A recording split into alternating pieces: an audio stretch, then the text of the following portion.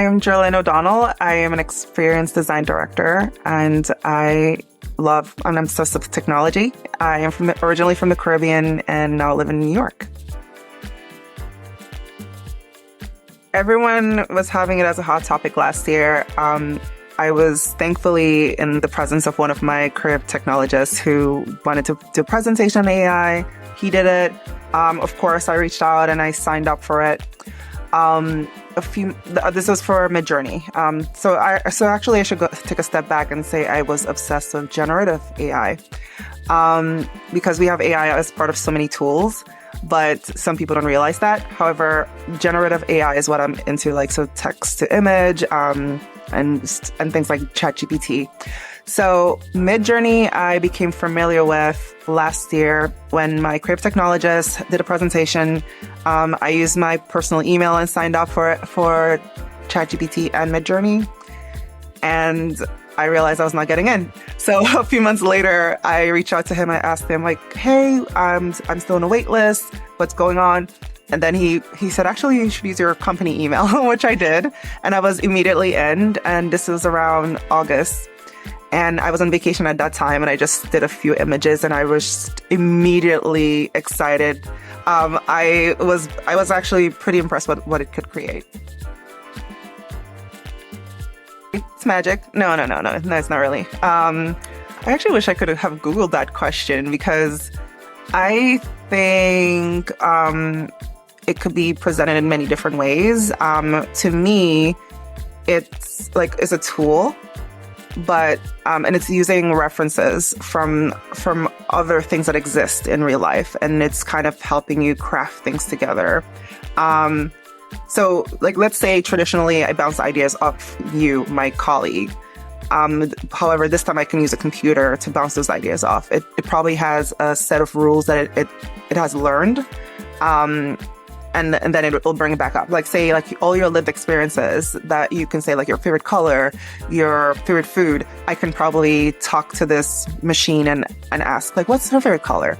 What's your favorite food? And it can give me all the details that you would have taught it, that you know about this color, about this food. So I think that's the explanation I can give to every novice. Like, hey, you probably love, I don't know, like, say, rice and beans. I'm from the Caribbean. Let's say you like rice and beans, and you can tell it, rice and beans, we grew up in the Caribbean, it's part of our culture. So I can probably talk to that artificial intelligence and say, hey, what's the type of food from the Caribbean? Like, give me an example. And it can tell me rice and beans. And it can probably describe what it tastes like, what it smells like, based on the details that you gave it. I feel like no one really knows. It's so open right now. And I think that's the most exciting part, because even if you look at trends in the past few years, a lot of careers didn't exist back then. So I think we are all at a very exciting time where we can craft what that might look like. So I wish I could tell you, like, yes, this AI person could be this, but no, there are people exist right now, like prompt engineers. But I a prompt engineer. I do prompts, but is that a specific thing? How many years of school does that look like? How much training do I have look like? What the certifications? And it's so new that when I hear things like, there are professors teaching this course, I'm like, are you sure that you're qualified to teach this right now? Maybe you've been dabbling it for a few months. Have you been dabbling it for a few years? So I'm not sure what a career looks like yet, because we are at the point now where we're just crafting it and figuring it out as we go. It's actually my past colleague, and his name, by the way, is Patrick Malati. He basically explained it this way. It's almost like you're crossing a bridge while you're building it. So that's why I can tell you, oh yeah, this is going to look like this title, because we're kind of creating it right now as we go. It is so scary. I actually had to check myself a few months ago, because if anyone knows me, they know I'm super excited about it. I still am. But what is the scariest about it to me is more like the ethics and also the people who are not sure what AI is right now. And there's so many things that we have published that people think is real. And if you have been paying attention in the past few years about, like in politics, for example, some people can distinguish what is real or not. So with this generative AI that I do, there are people who actually think these are real. And so that is the scariest part to me. But I find it exciting because there is so much that AI can do positively that affects our lives now that I see we can tap into. It's just like, I wish there was some way to regulate it properly, or at least let people know that this AI has been used here, or like that we can trust. Like I feel like that's the most difficult part, is like finding how to publish the content and have people who receive it trust it. This has been around for a while. It's only now that Chat GPT has been put out to the public. Like there's so many large companies that have these large language models that they train and have been training. And I think in the past week, you saw Facebook put theirs out, and that's even scarier because Facebook has been doing some stuff in the past that is like, wait, what? Like, but the companies actually take so much of your privacy stuff that you opt in. Like, some people don't read their privacy statements. So yes, it seems scary, but this has been going on for a very long time. AI is not new.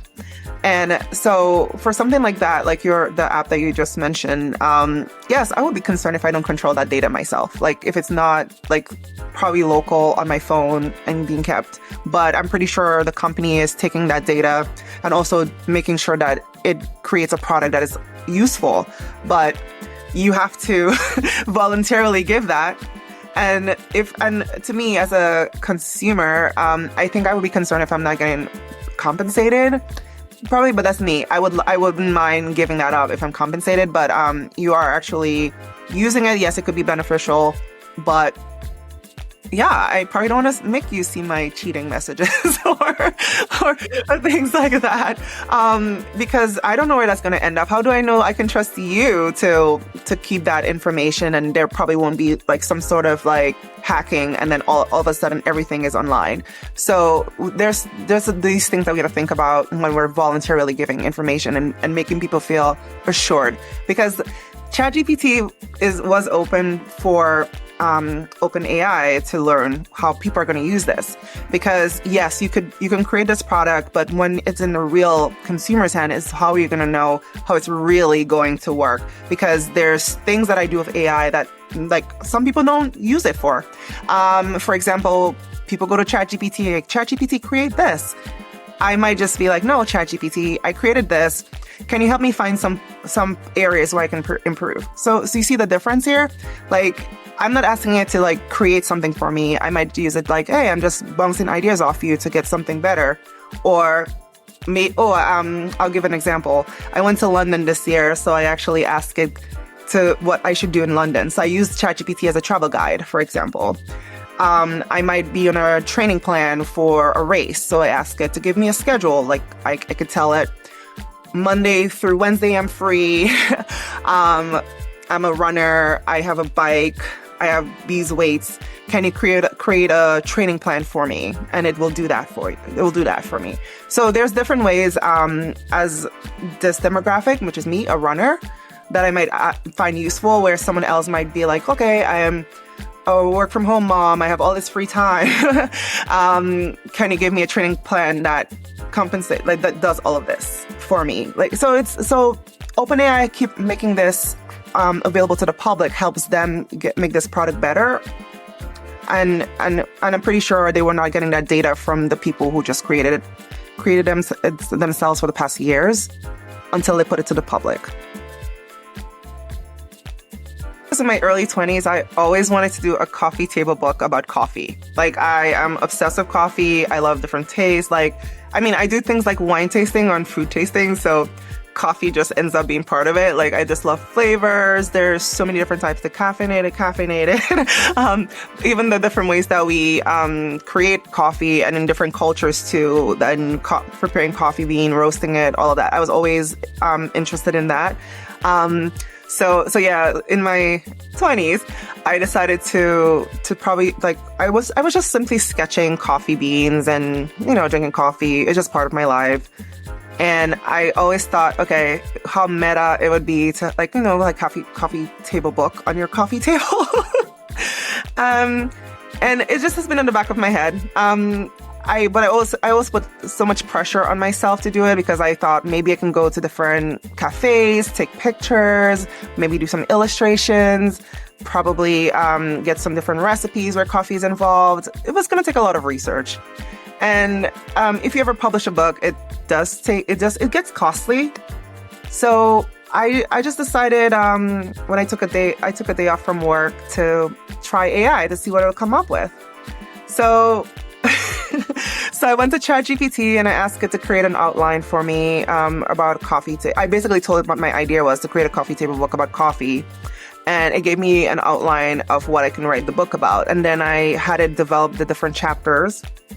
And I compared it to Bard because I was testing Bard at the time.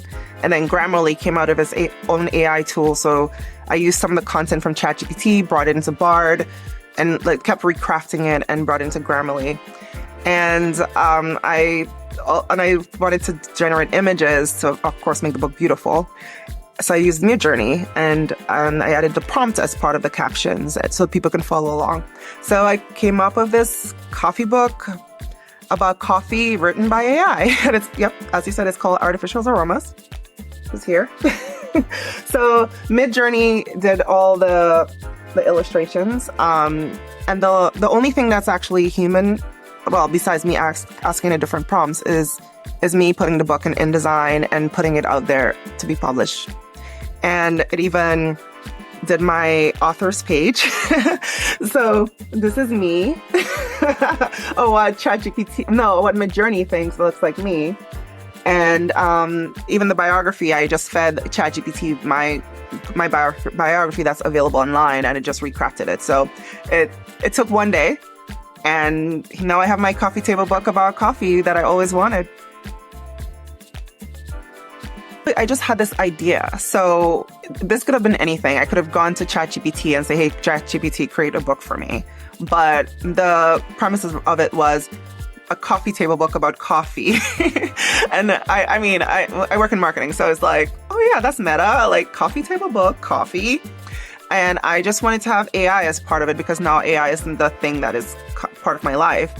But you start with your idea. So as an artist or creative, you end up using these things as a tool. It's not like something to be feared. It's because actually, here's something.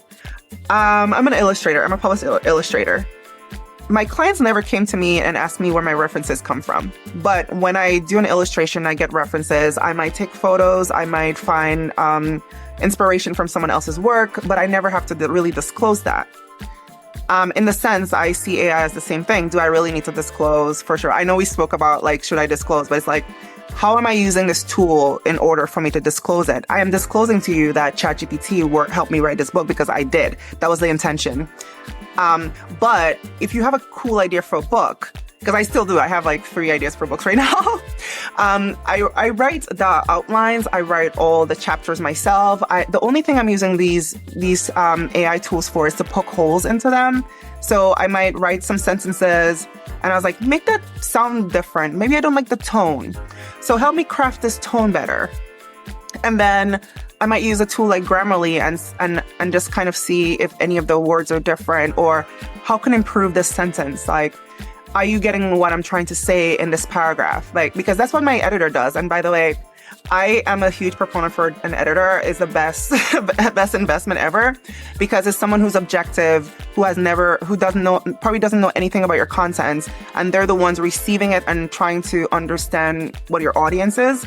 So I'm starting with AI, but I'm still going to use my editor to make sure I did everything right. But it's still using that AI tool to make sure you have all the sentences that your ideas come across first, and then I will publish it. So you might be sitting on your idea. Please, by all means, help go into these AI tools and try that, because it's not just write a book, because I see a lot of books on Amazon right now written by AI. Doesn't mean that they're good. And I mean, it's just like everything. They're books that started from the beginning of time when we were publishing books that are not good. So, and I love books. So yeah, it's basically the same thing. Not all of these will be be good books, but for my concept, I just wanted to do, coffee table book by coffee, like about coffee. It's more of like a marketing point more than anything. Like, is it valuable? Sure. I'm hoping it's going to be valuable for someone, but maybe I want to do a version 2 where I actually put part of myself in it and actually say, hey, this is the type of coffee I really like. Like I like iced coffee with this flavor, and make it connect to the people who know me. As Jerlyn, not as Jerlyn the technology person, but Jerlyn who really enjoys a cold, like iced coffee and all of these things. My younger self was always curious, so I don't think I have to say much. I'm just gonna say like, oh, you have no idea what's coming. I think I would just say, just prepare for it. Like, you think that what you're using right now is cool? Imagine how cool it's gonna be in the future. One of the things I was reflecting on in the past like year or two, when I was in high school, I had like one of these phones, the pay-as-you-go phones. No, there was no internet or anything back then. And I remembered, and I didn't actually, like, my computer back then was like, it was like Microsoft, it was like Windows 3 point something, and I knew DOS, the programming language, using floppy disk. So in high school, when I had my phone, the pay-as-you-go phone, again, no internet. And then I wondered at that time, what if I had the internet on my phone? So this is me not even knowing that that was going to be the future, wondering if we could have improved a phone. And I mean, come on. I mean, I'm not saying I predicted the future, but it's like thinking of what is capable in the future. So my younger self, I think if I could go back, like, you have no idea what's coming. You think this is the cool idea. Imagine what else can happen. So right now, trying to tell myself, like, I don't know what's going to happen, but I'm going to remain open. And as a kid, I was, again, constantly curious and constantly open. So we'll see where it goes.